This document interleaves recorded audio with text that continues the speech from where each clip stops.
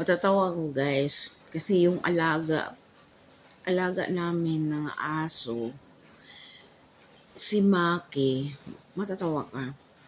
Kasi takot siya ng kulog, kidlat, at lakas ng ulan. So maawa ka din, matatawa ka, maawa. Dahil takot siya, kasi may edad na din yung aso. Magsunod-sunod talaga sa akin doon sa kusina, kung saan ako nakaupo, dito sa sala, magsunod-sunod talaga siya kasi takot. Tapos, di ba yung magka-rabies, kung may rabies ka, natatawa ako.